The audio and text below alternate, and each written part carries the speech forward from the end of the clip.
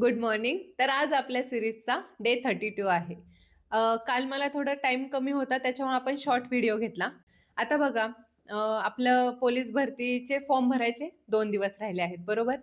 कुठे किती फॉर्म आले वगैरे असले व्हिडिओ बघू नका. कारण त्यामधले 70% लोक हे सटर-फटर असतात. म्हणजे कुठली पण एक्झाम येऊ द्या, मी फॉर्म भरणार.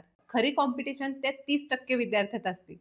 आता सपोज जर एखाद्या जिल्ह्याला 1,00,000 फॉर्म आले, तर त्यामध्ये तुमची खरी कॉम्पिटिशन असते ते 30,000 विद्यार्थ्यांचीच. त्यामुळे कुठल्या जिल्ह्याला किती फॉर्म आले, किती रजिस्ट्रेशन झाले, असल्या व्हिडिओंकडे लक्ष न देता तुम्हाला ग्राउंड सोबतच लेखीचा अभ्यास करायचा आहे. कारण ग्राउंड वेळेस काही वेळेस परिस्थिती वेगळी असेल, तर तुमचे मार्क असे थोडेफार कमी जास्त होऊ शकतात. मग ते मार्क तुम्ही जर लेखीचा सोबत अभ्यास करत असाल, तर लेखीमधून तुम्ही ते मार्क भरून काढू शकता आणि तुमचं सिलेक्शन होऊ शकतं. त्यामुळे अभ्यासात गॅप देऊ नका. ठीक आहे? चला तर सुरुवात करूया आपल्या आजच्या व्हिडिओला. आपला प्रश्न आहे, 1857च्या उठावावेळी भारताचा गव्हर्नर जनरल कोण होता? तर ते होते लॉर्ड कॅनिंग. हे हे भारताचे पहिले व्हाईसरॉय होते. पहिले व्हाईसरॉय आणि शेवटचे गव्हर्नर जनरल. आता 1857च्या उठावानंतर ईस्ट इंडिया कंपनीची राजवट संपुष्टात आली आणि आपल्या भारताचा जो कारभार आहे तो संपूर्ण ब्रिटिश पार्लमेंटकडे गेला. ठीक आहे? आता वॉरन हेस्टिंग्स हे कोण होते? तर हे बंगालचे पहिले गव्हर्नर जनरल होते. ठीक आहे? लक्षात राहू द्या, हा प्रश्न बऱ्याच वेळा विचारला आहे. बंगालचे फर्स्ट गव्हर्नर जनरल.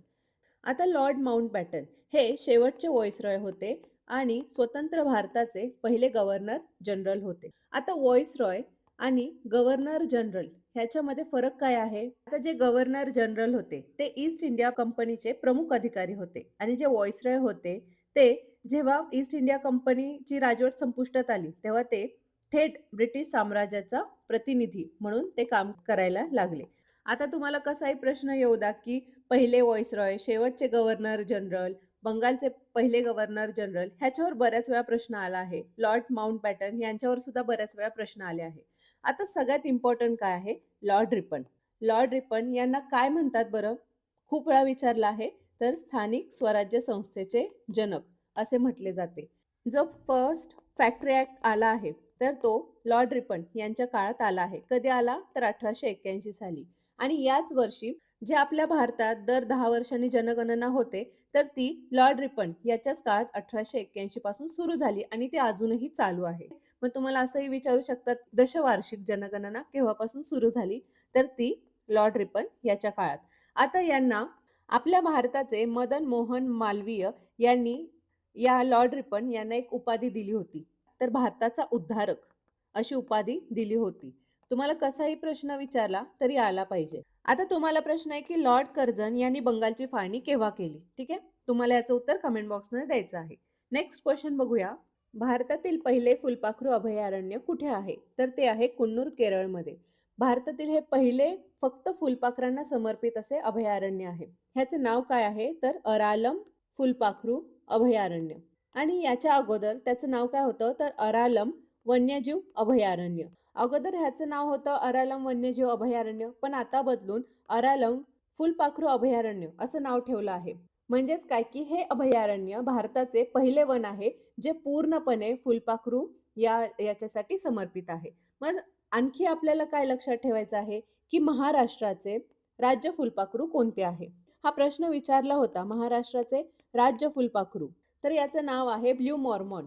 आणि हे झालं इंग्लिशमध्ये, पण मराठीमध्ये काय म्हणतात? तर मराठीत याला निळवंता किंवा राणी पाकोळी असे म्हणतात. ठीक आहे? निळवंता म्हणलं, राणी पाकोळी म्हणलं तरी लक्षात घ्या, हे आपले महाराष्ट्राचे राज्य फुलपाखरू आहे. आणि हे कधी घोषित केलं की हे राज्य फुलपाखरू आहे? तर 2015 मध्ये असं डिक्लेअर केलं. आता केरळबद्दल, हे पहिले राज्य बनले आहे पूर्ण भारतामध्ये जिथे कुणीही अत्यंत गरीब नाही. लक्षात ठेवा, तुम्हाला हा प्रश्न विचारू शकतात कारण हे रिसेंट आहे, आत्ताच ही न्यूज आली आहे. नेक्स्ट क्वेश्चन बघूया. वेस्टर्न घाट हे कोणत्या वैशिष्ट्यासाठी प्रसिद्ध आहे? तर ते जगातील सर्वात महत्त्वाचे बायोडायव्हर्सिटी हॉटस्पॉट आहे. ठीक आहे? हा डायरेक्ट थेट असा प्रश्न विचारला होता. वेस्टर्न घाटला युनेस्कोने जागतिक वारसा स्थळ म्हणून घोषित केले आहे. आणि ही जी सह्याद्री पर्वतरांग आहे ही गुजरात, महाराष्ट्र, गोवा, पुन्हा कर्नाटक, तमिळनाडू आणि केरळ ह्याच्यामधून जाते. आणि मुख्यतः महाराष्ट्रात तिला सह्याद्री म्हणून ओळखले जाते.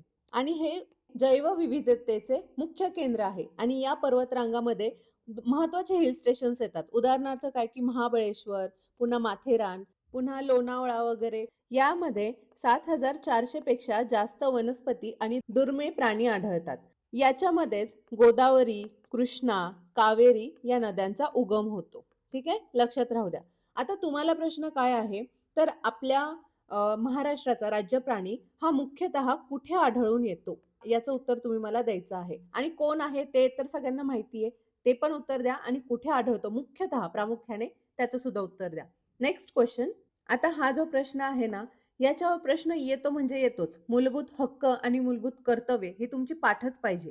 प्रश्न आहे आपला, भारतीय संविधानात मूलभूत कर्तव्ये कोणत्या घटना दुरुस्तीने समाविष्ट करण्यात आली आहे? तर 42वी घटना दुरुस्ती हे त्याचं उत्तर आहे. इंदिरा गांधींच्या काळात स्वर्ण सिंग कमिटीच्या रेकमेंडेशनने 1976 मध्ये 10 मूलभूत कर्तव्यांचा समावेश ह्याच्यामध्ये केला आहे. तुम्हाला काय लक्षात ठेवायचं आहे? कितवी घटना दुरुस्ती आहे? कधी त्याच्यामध्ये 10 मूलभूत कर्तव्य ऍड केली आणि कोणत्या कमिटीच्या रेकमेंडेशनने ही ऍड केली आहे. आता मूलभूत कर्तव्यांची दुसरी घटना दुरुस्ती कधी झाली? तर 2002 साली झाली आणि ती कितवी होती? तर ती होती 86वी घटना दुरुस्ती. याच्यामध्ये एक मूलभूत कर्तव्य ऍड केले आहे. ठीक आहे? मग आता सध्या टोटल 11 मूलभूत कर्तव्य आहेत आणि हे जे शेवटचं एक ऍड केलं आहे हे काय सांगतं की आपल्या 6 ते 14 वयोगटातील मुलांना शिक्षण देणे हे पालकांचे कर्तव्य आहे. आता ह्या 10 मूलभूत कर्तव्यांपैकी मी काही तुम्हाला सांगते आणि बाकीचे तुम्ही मला कमेंट बॉक्समध्ये सांगा. मूलभूत कर्तव्ये कोणत्या कलमात आहेत? तर कलम 51(1) ह्याच्यामध्ये 11 मूलभूत कर्तव्ये दिली आहेत. त्यामध्ये 51(1) ए मध्ये काय सांगितलं आहे की भारतीय संविधानातील राष्ट्रगीत, राष्ट्रध्वज, राष्ट्रगान यांचा आदर करणे. 51(1) बी याच्यामध्ये काय सांगितलं आहे? स्वातंत्र्य चळवळीतील क्रांतिकारांकडून प्रेरणा घेणे. आता सी याच्यामध्ये काय सांगितलं आहे की भारताची जी एकता आहे, एकता, अखंडता, सार्वभौमता याचे संरक्षण करणे. डी मध्ये काय सांगितलं आहे की भारत देशाचे संरक्षण करणे आणि जेव्हा केव्हा आवाहन करण्यात येईल तेव्हा आपल्या भारत देशाच्या संरक्षणासाठी त्यामध्ये सहभागी होणे. ठीक आहे? आता मी एवढे 4 सांगितले. ह्याच्या पुढचे जे आहेत 6 ते तुम्ही मला कमेंट बॉक्समध्ये सांगायचं आहे. चला नेक्स्ट क्वेश्चन बघूया. आपला पुढचा प्रश्न आहे, मेंदूतील गाठ ओळखण्यासाठी कशाचा वापर करतात? तर कशाचा वापर करतात? आयोडीन आर्सेनिकचा. कोबाल्ट 60 चा कशामध्ये वापर होतो? तर कॅन्सरवरील उपचारासाठी ह्याचा वापर होतो. सोडियम 24 चा कशासाठी यूज होतो? तर जे आपले रक्ताभिसरण प्रक्रिया असते, तर जेव्हा रक्ताभिसरण प्रक्रियेमध्ये अडथळा झाला असेल तर तो शोधण्यासाठी सोडियम 24 चा वापर करतात. फॉस्फरस 32 ह्याचा उपयोग कशासाठी होतो? तर ब्लड कॅन्सरवरील उपचारासाठी. आता आणखी तुम्हाला कोणकोणते लक्षात ठेवायचे आहेत? तर एक आहे कार्बन 14 ह्यालाच कार्बन डेटिंग असे म्हणतात. जेव्हा बघा खूप खूप वर्षांपूर्वीचे फक्त हे सापडतात, सांगाडे सापडतात किंवा आपले हाडं सापडतात. तर ते किती वर्षांपूर्वीचे आहेत म्हणजे प्राचीन अवशेषांचे वय शोधण्यासाठी कार्बन 14 किंवा कार्बन डेटिंगचा उपयोग करतात. पुन्हा नेक्स्ट आहे की आयोडीन 131 ह्याचा उपयोग कशामध्ये करतात? तर आपल्या कंठातील ज्या ग्रंथी आहेत तर त्या ग्रंथीमध्ये काही दोष आहे का ते शोधण्यासाठी आयोडीन 131 चा उपयोग करतात. नेक्स्ट क्वेश्चन बघूया. इलेक्ट्रॉनचा शोध कोणी लावला? तर तो लावला जे थॉम्सन यांनी. आता रुदरफोर्ड यांच्यावर प्रश्न बऱ्याच वेळा विचारला आहे. यांनी काय केलं की यांनी अणुकेंद्रकाचा शोध लावला. यांना फादर ऑफ न्यूक्लिअर फिजिक्स असे म्हणतात. Father of nuclear physics. आता नील्स बोर यांनी काय केलं की यांनी अणु मॉडेलचा शोध लावला. अणु मॉडेलचा शोध लावला. म्हणजेच काय की जे ॲटॉमिक स्ट्रक्चर आहे ते स्पष्ट करणारे अणु मॉडेल यांनी मांडले. रुदरफोर्डने जे एक मॉडेल सादर केलं होतं तर त्याच्या मॉडेलमध्ये काही त्रुटी होत्या. त्या त्रुटी दूर करून त्यांनी इलेक्ट्रॉन नेमके कसे फिरतात हे सांगितले आणि प्रत्येक कक्षेत म्हणजे तुम्ही एक ॲटॉमिक मॉडेल पाहिलं असेल बघा. असं एक मॉडेल आहे. तर प्रत्येक कक्षेत किती इलेक्ट्रॉन मावू शकतात ह्याचं त्यांनी सूत्र दिलं आहे आणि ते सूत्र काय आहे? तर 2n². हे लक्षात ठेवा. हे सूत्र तुम्हाला विचारू शकतात. आता तुमच्यासाठी हा एक प्रश्न आहे की कुठला धातू सर्वात चांगला विद्युत वाहक आहे? ठीक आहे. ह्याचं प्रश्नाचं उत्तर तुम्ही मला कमेंट बॉक्समध्ये द्यायचं आहे. नेक्स्ट क्वेश्चन बघूया. आता हा मराठीचा प्रश्न आहे. काही वेळेस काय होतं, की मराठीमध्ये संत, कवी, पुन्हा त्यांच्या कविता, पुस्तके वगैरे ह्याच्यामध्येच दिलं जातं. मराठीमध्येच दिलं जातं. पण तुम्हाला असं वाटतं, की जी-के आणि जी-एसचे क्वेश्चन खूप जास्त विचारले. पण तसं नसतं. ॲक्चुअली जेव्हा हे मराठीच्या रिलेटेड जे पुस्तकं वगैरे जे येतात, ते मराठीचा भाग असतो. ते मराठी या सब्जेक्टमध्ये त्याला डिव्हाईड केलं जातं. ठीक आहे. तर आपण प्रश्न बघूया. मराठीचे पहिले मुद्रित व्याकरण कोणी लिहिले आहे? तर ते लिहिले आहे गंगाधर शास्त्री फडके यांनी. मुद्रित व्याकरण कोणते आहे? तर मराठी भाषेचे व्याकरण आणि हे लिहिले आहे गंगाधर शास्त्री फडके यांनी.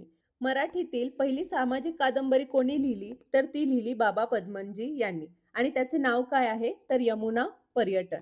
याच्यावर सुद्धा खूप वेळा प्रश्न विचारला आहे, की यमुना पर्यटन ही कादंबरी कोणी लिहिली आहे? मराठीतील पहिल्या स्त्री कादंबरीकार कोण होत्या? तर त्या होत्या साळूबाई तांबेकर. सावित्रीबाई फुलेंचा एक प्रसिद्ध कविता संग्रह आहे. तर त्याचे नाव काय आहे? तर काव्य फुले. याच्यावर सुद्धा प्रश्न विचारला गेला होता. त्यामुळे लक्षात ठेवा. आता हे जेवढे पण मी सांगितलं आहे ते लक्षात ठेवा. जे पहिले असतात ते लक्षात ठेवा आणि जे प्रसिद्ध असतात ते लक्षात ठेवा. नेक्स्ट क्वेश्चन बघूया. एकनाथ यांचे खालीलपैकी कोणते लेखन आहे? तर त्यांचे लेखन आहे चतुश्लोकी भागवत. भागवत लिहायचं राहिलं. चतुश्लोकी भागवत हे आहे. हे सोडून आणखी कोणते आहे? तर एकनाथी भागवत, पुन्हा रुक्मिणी स्वयंवर, भावार्थ, भावार्थ दीपिका वेगळं आणि भावार्थ रामायण वेगळं. भावार्थ रामायण हे एकनाथांनी लिहिलेलं आहे. पुन्हा भारुडे, गवळणी ह्या त्यांच्या खूप प्रसिद्ध आहेत. ही लोकगीते त्यांनी लिहिलेली आहेत. आणि करुणाष्टके हे कोणी लिहिलं? तर करुणाष्टके, पुन्हा मनाचे श्लोक. आता मनाचे श्लोक म्हणल्यावर तुम्हाला समजलं असेल कोणी लिहिलं. मनाचे श्लोक, दासबोध हे ग्रंथ कोणी लिहिले आहेत? तर हे लिहिले आहेत संत रामदास यांनी. ठीक आहे? लक्षात राहू द्या. आता भावार्थ दीपिका आणि अमृतानुभव ह्याच्यासोबतच चांगदेव पासष्टी हे कोणी लिहिलं आहे? तर हे संत ज्ञानेश्वरांचे लेखन आहे. ठीक आहे? लक्षात ठेवा. मी जवळपास तुम्हाला सगळ्यांचे जे काय लेखन आहे ते मी सगळं सांगतेय. त्यामुळे हे तुम्ही व्यवस्थित नोट डाउन करा. नेक्स्ट क्वेश्चन बघूया आपण. मराठीतील प्रथम कवयित्री कोण? तर त्या आहेत महदंबा. यांनाच महदैसा असेही म्हणायचे. या 13व्या शतकातील महानुभाव पंथाच्या अनुयायी होत्या आणि त्यांनी ढवळे या काव्य प्रकारात रचना केल्या आहेत. ठीक आहे? लक्षात ठेवा. प्रथम कवयित्री म्हणलं की आपल्याला बहिणाबाई आठवतात, मुक्ताबाई आठवतात. पण ह्या जास्त प्रसिद्ध नाहीत. पण कोण आहेत? तर महादंबा हे आपलं उत्तर असणार आहे. बहिणाबाई, बहिणाबाई या 2 होत्या. एक होत्या संत बहिणाबाई आणि दुसऱ्या होत्या आपल्या कवयित्री बहिणाबाई चौधरी.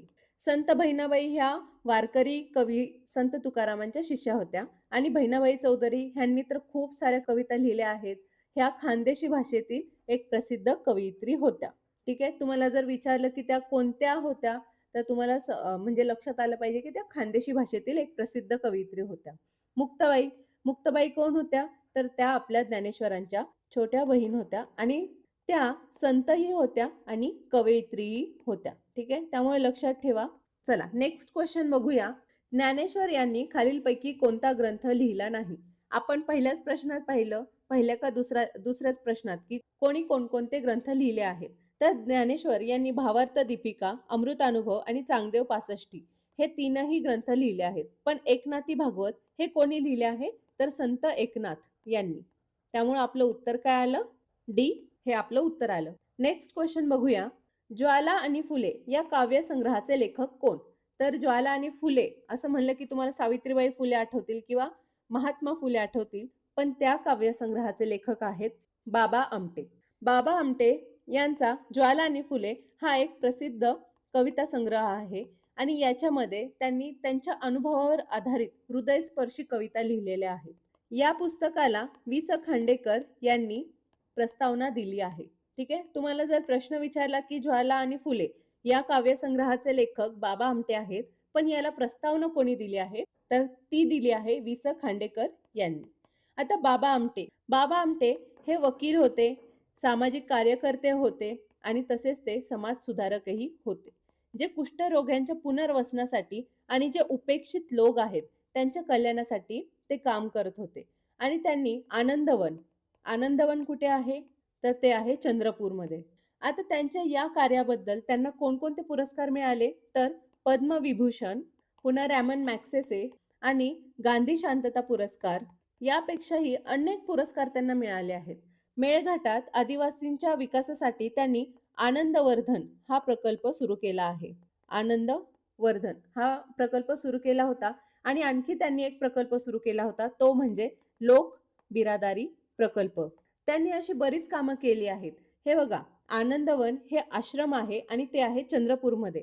पण मेळघाटातील आदिवासी आहेत त्यांच्या विकासासाठी त्यांनी आनंदवर्धन प्रकल्प सुरू केला आणि तसेच लोक बिरादारी प्रकल्प सुरू केला. आता आनंदवन आणि आनंदवर्धन ह्याच्यामध्ये कन्फ्यूज होऊ नका. आणि आता लोक बिरादारी प्रकल्पाचं काम सध्या कोण बघत आहे? तर प्रकाश आमटे, त्यांचे सुपुत्र. ठीक आहे? तर लक्षात ठेवा सगळ्या गोष्टी. नेक्स्ट क्वेश्चन बघूया आपण. आता अंकगणिती श्रेणी हा गणिताचा एक खूप महत्वाचा चॅप्टर आहे. यालाच इंग्लिशमध्ये अरिथमेटिक प्रोग्रेशन असे म्हणतात. म्हणजेच काय की या संख्यांची सरासरी काढा, समसंख्यांची सरासरी काढा, विषम संख्यांची सरासरी काढा. एक तुम्हाला एक व्यवस्थित असे अरिथमेटिक प्रोग्रेशननी एक संख्या दिल्या असतील तर त्याची सरासरी काढा किंवा त्याच्यामध्ये किती संख्या येतील वगैरे असे खूप प्रश्न विचारले जातात आणि की हे खूप सोपं आहे. तुम्हाला एक फक्त ट्रिक्स लक्षात ठेवायच्या आहेत. त्याच्यानंतर खूप इझी आहे आणि ह्याच्यावर प्रश्न येतात. म्हणजे 1 ते 3 मार्कांपर्यंत याच्यावर प्रश्न येतात. त्यामुळे हे इम्पोर्टंट आहे. आपण डायरेक्ट क्वेश्चन्सला सुरुवात करूया आणि मी सगळ्या टाइपचे क्वेश्चन घेतले आहेत जेणे की तुम्हाला त्या टाइपच्या क्वेश्चनमधून ते कसं सॉल्व्ह करायचं हे समजेल. आपला पहिला प्रश्न आहे 20 विद्यार्थ्यांची सरासरी 40 आहे. त्यात 60 गुणांचा विद्यार्थी ॲड झाला तर मीन किती वाढेल? मीन म्हणजेच काय? सरासरी. किती वाढेल? आता 20 विद्यार्थी आहेत, त्यांची सरासरी किती आहे? 40. मग त्यांची बेरीज किती येणार? 800. पण 60 गुणांचा विद्यार्थी ॲड झाला. म्हणजे 800 मध्ये 60 ॲड झाले ना? त्यांची बेरीज किती झाली? 860. तर त्यांची सरासरी कितीने वाढेल? आता त्यांची बेरीज किती झाली? 860. आता 60 गुणांचा विद्यार्थी ॲड झाला. म्हणजे टोटल विद्यार्थी किती झाले? 21. आपण काय करूया? भाग देऊया. 21 चौक 84 हाचे आले 2. 21 शून्य शून्य. 21 पाचा 105, 126, 147, 168, 189. म्हणजे 21 नव्वे 189. पुढे किती राहिले? पुढे व्हॉटएव्हर राहतील. आता हे 0.9 आले म्हणजे अप्रॉक्सिमेटली हे किती झाले? 41 झाले. बरोबर? अगोदरची आपली सरासरी होती 40. बरोबर? आणि आता किती झाली? 41. मग 41 मधून 40 वजा केले तर किती सरासरी वाढली? 1 ने सरासरी वाढली आणि आपल्याला तेच विचारलं आहे की सरासरी कितीने वाढते? तर आपलं उत्तर आलं 1. समजलं? आता मी कसं सॉल्व्ह केलं ते कळलं. अगोदर काय केलं की ह्यांची बेरीज काढली. जो 60 गुणांचा विद्यार्थी ॲड झाला आहे त्याला मी ॲड केलं. मग जे 21 विद्यार्थी आहेत त्यांची बेरीज किती आली? 860. मग आपल्याला सरासरी कितीने वाढली आहे ते काढायचंय. म्हणून काय केलं मी की 860 आहे तर 860ला टोटल विद्यार्थी 21 झाले म्हणून 21 ने भागलं. आपले जे उत्तर आलं ते 40.9 आलं. आता 40.9 जरी आपण ॲज इट इज घेतलं असतं तरी पण 40 मधून म्हणजे 40.9 मधून 40 जर वजा केले तर 0.9 उत्तर येतं. जे की अप्रॉक्सिमेटली 1च्या आसपास आहे. असं केलं असतं तरी चाललं असतं. पण मी इथंच अप्रॉक्सिमेट घेतलं आणि उत्तर काढलं. समजलं? आपण आता नेक्स्ट क्वेश्चन बघूया. 1 ते 200 विषम अंकांची सरासरी किती? आता असा प्रश्न बघितला की तुम्हाला असं वाटतं आता मी लिहत बसू का? 1, 3, 5, 7 असं म्हणजे 200 पर्यंत. आता 200च्या अलीकडं कोणती विषम संख्या आहे? Dot, dot, dot, dot 199. आता तुम्हाला हे सगळं काउंट करायची गरज नाही. कसं सॉल्व्ह करायचं? 1 घ्यायचा अधिक शेवटची जी संख्या आहे 199 भागिले 2 बरोबर किती येणार? 199 अधिक 1 200 भागिले 2 बरोबर 100. आलं आपलं उत्तर 100. जेव्हा अशा प्रकारचे क्वेश्चन येतात ना तेव्हा ते इतके सोपे असतात. 1 ते 200 मध्ये बघा आपल्याला माहिती आहे की 1, 3, 5, 7 हे 1 आड 1 विषम संख्या आहेत. मग 200 मध्ये 100 सम असतील आणि 100 विषम असतील. बरोबर? थोडंसं लॉजिक लावलं तर तुम्ही असंही काढू शकता आणि जर बाबा नसेलच तेवढं लॉजिक लागत तर ह्या सूत्राने सुद्धा काढू शकता. समजलं? चला नेक्स्ट क्वेश्चन बघूया. 100 ते 300 मधील 7 ने भाग जाणाऱ्या संख्या किती आहेत? आता आपल्याला संख्या विचारल्या आहेत. आपली पहिली म्हणजे 100 नंतरची पहिली कोणती संख्या आहे जिला 7 ने भाग जातो? 100, 101 नाही. 104 ने बघूया. 7 एका 7, 3 नाही. म्हणजे इथं 5 पाहिजे तेव्हा बरोबर भाग जाईल. 105 भागिले 7. 7 एका 7, 7 पाचा 35. म्हणजे काय, की 100 नंतर 105 ही संख्या आहे जिला 7 ने भाग जातो. आता आपल्याला काय ही पहिली संख्या भेटली बरोबर. फर्स्ट काय आहे? 105. पण दुसरी संख्या कोणती जी 300च्या आतमध्ये आहे आणि त्याला 7 ने भाग जातो? 299 नाही जाणार. 296 बघूया. भागिले 7. 7 चोक 28 नाही. 28 म्हणजे 1 राहतो म्हणजे 294. 294 नी बघूया जातोय का? 7 चोक 28, 7 दुने 14. म्हणजे 294 ला 7 ने भाग जातोय. 300च्या अगोदरची 294 म्हणजे 7 ने भाग जाणारी 100च्या नंतरची पहिली संख्या 105 आणि 7 ने भाग जाणारी 300च्या आतमधली शेवटची संख्या कोणती? तर 294 ही आहे लास्ट. आता आपल्याला सूत्र काय वापरायचं आहे?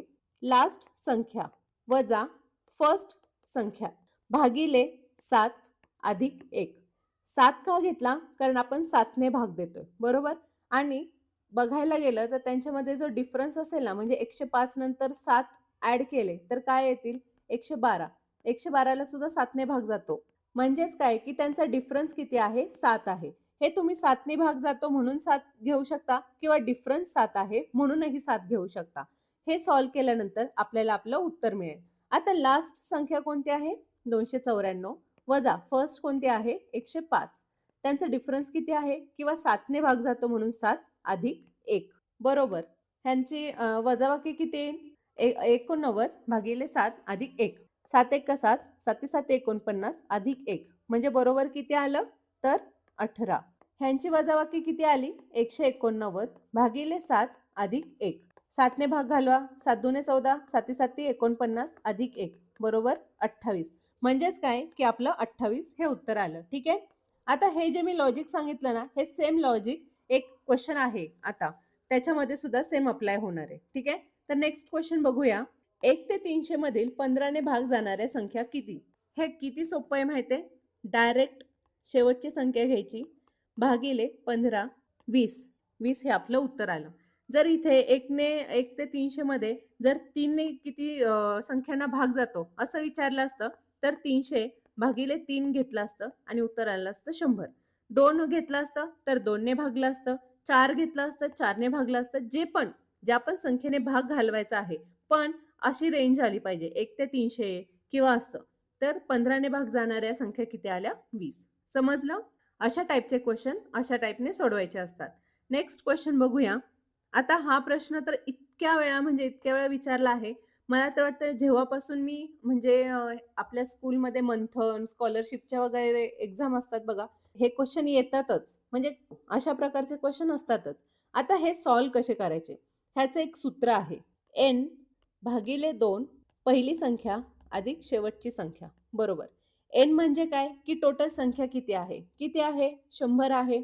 भागिले 2 गुणिले a म्हणजे पहिली संख्या. पहिली संख्या आहे 1, शेवटची संख्या आहे 100. काय करायचं सिंपल? सॉल्व्ह करायचं आहे. 50 गुणिले 101 बरोबर 0,5 बरोबर 0,5 म्हणजे 5050 हे आपलं उत्तर आहे. कळलं? फक्त हे सूत्र लक्षात ठेवा. टोटल संख्या भागिले 2 गुणिले पहिली संख्या आणि शेवटची संख्या. चला नेक्स्ट क्वेश्चन बघूया. हा तोच प्रश्न आहे जो मी आता बोलले होते, की ज्याच्यामध्ये डिफरन्स घेतला जातो त्याप्रमाणे. आता याच्यामध्ये पहिली संख्या कोणती आहे? तर ती आहे 4. ह्यांच्यामध्ये डिफरन्स कितीचा आहे? 4 आणि 5 9, 9 आणि 5 14 म्हणजे डिफरन्स आहे आपला 5चा. आणि सगळ्यात महत्त्वाचं शेवटची संख्या कोणती आहे? तर ती शेवटची संख्या आहे 104. आता सूत्र काय वापरायचं? अगोदर आपल्याला काय करायचे आहेत? संख्या फाइंड आउट करायच्या आहेत आणि संख्या मिळाल्यानंतर आपण काय करणार आहोत? त्यांची बेरीज फाइंड आउट करणार आहोत. आता अगोदर संख्या फाइंड आउट करू. संख्या कशा शोधायच्या? तर शेवटची संख्या वजा पहिली संख्या भागिले त्यांचा डिफरन्स अधिक 1 बरोबर. तेच तर आपण मागं केलं होतं. शेवटची संख्या आहे 104, पहिली संख्या आहे 4, त्यांचा डिफरन्स आहे 5 अधिक 1. आता 104 मधून 4 गेले 100, 5 आणि 100 ला भाग गेला तर किती राहतील? 20 अधिक 1 बरोबर 21. म्हणजे 21 हे आपल्या टोटल संख्या मिळाल्या. आता त्यांची बेरीज कशी फाइंड आउट करायची? तर त्याच्यासाठी पण एक सूत्र आहे. काय आहे? सम किंवा बेरीज बरोबर 21 भागिले 2 इन ब्रॅकेट जी पहिली संख्या आहे ती आणि जी शेवटची संख्या आहे ती. ह्या दोघांची बेरीज. सिंपल भाग घालवा. 21/2 गुणिले 104 अधिक 4 किती येणार? 108. इथे 2 नी भाग जातोय. 2 पंचे 10, 2 चौक 8. 21 गुणिले 54 बरोबर 21 चौक 84. हातचे आले 4. 21 पाचा 105. 8 आणि 5 13. 1134 हे आपलं उत्तर आलं. म्हणून ऑप्शन क्रमांक 3 हे आपलं उत्तर आलं. समजलं? कसं सॉल्व्ह करायचं? जर असा बेरजेचा आपल्याला शृंखला दिला असेल तर आपल्याला अगोदर काय करायचं की त्या टोटल संख्या किती आहेत? 4, 9, 14 अशा 5-5च्या डिफरन्सनी 104 पर्यंत टोटल संख्या किती आहेत ते अगोदर काढून घ्यायचं. जेव्हा संख्या मिळतील तेव्हा त्यांची बेरीज काढण्यासाठी हे सूत्र अप्लाय करायचं. ठीक आहे? समजलं? थोडी प्रॅक्टिस करा, समजून जाईल. नेक्स्ट क्वेश्चन बघू. आता हा प्रश्न आहे तुम्हाला, जसा मी वरचा सोडवला तसाच हा तुम्हाला सोडवायचा आहे आणि याचं उत्तर तुम्ही मला कमेंट बॉक्समध्ये द्यायचं आहे. आता नेक्स्ट आपला टॉपिक आहे बुद्धिमत्तेचा आणि बुद्धिमत्तेचा सुद्धा हा खूप महत्वाचा टॉपिक आहे. कोणता? की त्रिकोण मोजा, चौकोन मोजा किंवा एक अशी चित्रविचित्र आकृती देतात तर त्या आकृतीमध्ये त्रिकोण किती आहेत, चौकोन किती आहेत वगैरे असे प्रश्न विचारतात. चला प्रश्न बघूया आपण. आपला प्रश्न आहे सोबतच्या आकृतीत किती कोण आहेत?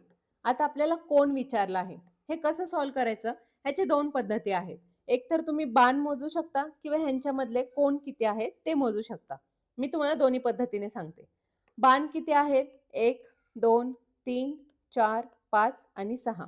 6 बाण आहेत गुणिले त्याच्या मागे म्हणजे 6 अधिक 1 भागिले 2 बरोबर. जे पण उत्तर येईल ते डायरेक्ट आपलं उत्तर असणार आहे. 6 वजा 1 किती? 5 भागिले 2. 2 त्रिक 6, 5 त्रिक 15. म्हणजे त्याच्यामध्ये टोटल किती कोण आहेत? तर 15.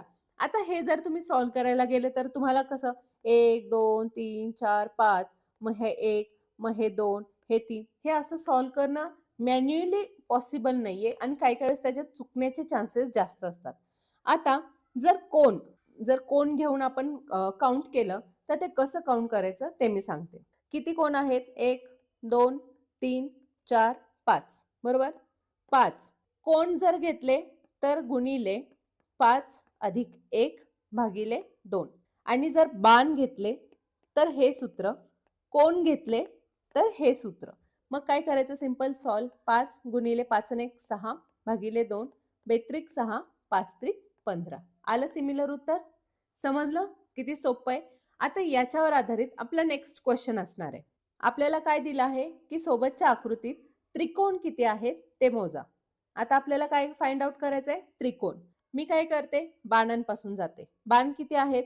1, 2, 3, 4, 5, 6 आणि 7. मग 7 बाण आहेत म्हणून 7 गुणिले 7 वजा 1 किती?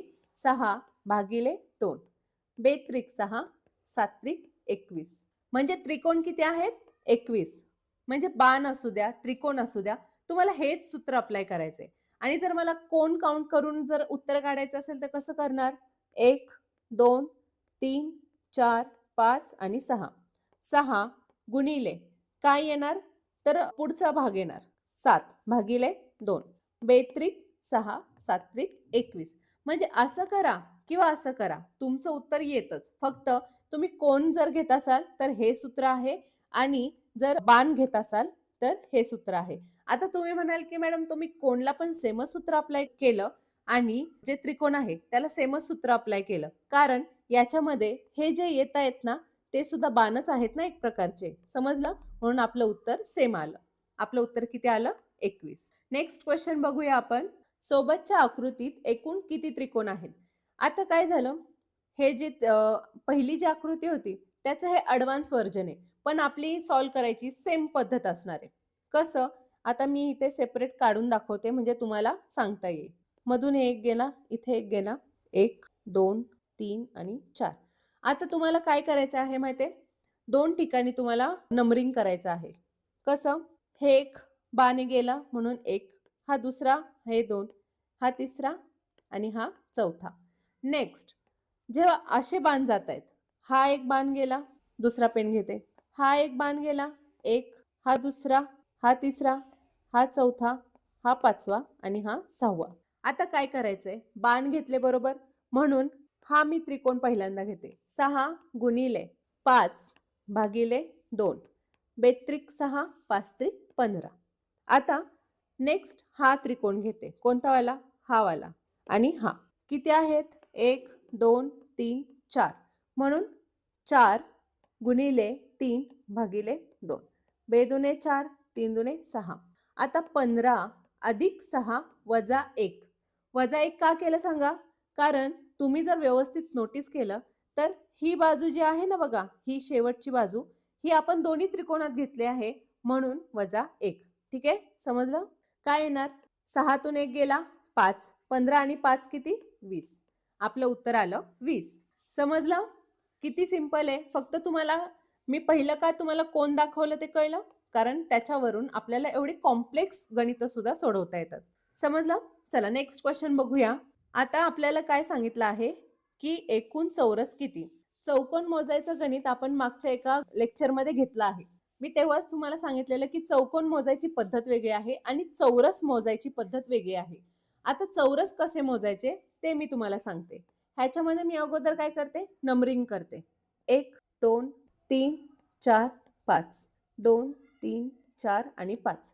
याच्यामध्ये तुम्हाला काय करायचं आहे माहितीये, सूत्र आहे 1 चा वर्ग अधिक 2 चा वर्ग अधिक 3 चा वर्ग 4 चा वर्ग अधिक 5 चा वर्ग, आणि ह्यांचा वर्ग घेऊन ह्यांची बेरीज करून जे पण उत्तर मिळेल ते असतील तुमचे या आकृतीतले टोटल चौरस.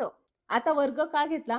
कारण चौरस याचे सगळे जे माप असतात ते एकदम एक्झॅक्ट सेम असतात, म्हणून याच्यामध्ये जर तुम्ही हा चौरस घेतला तर तुम्हाला सेम त्याच लेवलचा किंवा त्याच मेजरमेंटचा चौरस पाहिजे. समजलं? म्हणून चौरस कसे मोजायचे तर त्यासाठी हे सूत्र आहे. समजलं? आता काय करूया, आपण डायरेक्ट सॉल्व्ह करूया. 1 चा वर्ग 1, 4, 3 चा वर्ग 9, 16, 25. ठीक आहे. 4 आणि 1 5, 4 आणि 1 5, 9 आणि 5 14, 14 आणि 16 30, 30 आणि 25 55. आपलं उत्तर किती आलं? 55. समजलं? अशा पद्धतीने सॉल्व्ह करायचं आहे. आणि चौकोन कसे मोजायचे हे पण मी तुम्हाला सांगितलं आहे. आता आपण नेक्स्ट क्वेश्चन बघूया. आता आपल्याला पुढचा प्रश्न दिला आहे की सोबतच्या आकृतीत एकूण चौकोन किती. काय करायचं, ह्याला सुद्धा नंबरिंग करायचं. 1 2 3 4 आणि 5. आता तुम्ही म्हणाल की मॅडम तुम्ही त्रिकोणाला नंबर दिले. मी त्रिकोणाला नाही, हे जे रिकामे जागा आहेत ना तिथं मी नंबर दिले आहे. आता हे कसं सॉल्व्ह करायचं. आकृतीत एकूण टोटल रकाने किती झाले? 1 2 3 4 5. 5 रकाने झाले, वजा 1 बरोबर किती येणार? 4 येणार. बरोबर? आता एकूण चौकोन मोजायला सांगितलंय तर त्याचं सूत्र काय आहे? 1 ते 4 अंकांची बेरीज. 1 ते 4 अंकांची बेरीज करा, किंवा दुसरं काय की सिंपल 4 4 गुणिले 5 भागिले 2. हे 1 ते 4 अंकांच्या बेरजेचं सूत्र आहे. 4 गुणिले 5 भागिले 2, बेदुने 4 आणि 5 दुने 10. म्हणजे या आकृतीत किती चौकोन आहेत तर 10. समजलं? अशा पद्धतीने आलं तर तुम्हाला हे सूत्र वापरून सॉल्व्ह करायचं आहे. नेक्स्ट क्वेश्चन तुमच्यासाठी. तुम्हाला सांगायचं आहे की सोबतच्या आकृतीत काटकोन त्रिकोण किती. आता काटकोन त्रिकोण म्हणजे काय की जिथे ज्याचा एक कोन हा 90 डिग्रीचा किंवा 90 अंशाचा असतो. असे किती त्रिकोण आहेत हे तुम्हाला सांगायचं आहे. खूप सोपं आहे. इथे तुम्हाला काही म्हणजे असं सूत्र वापरायची गरज नाही. हे तुम्ही मॅन्युअली सुद्धा काढू शकता. ठीक आहे. भेटूया उद्याच्या व्हिडिओमध्ये.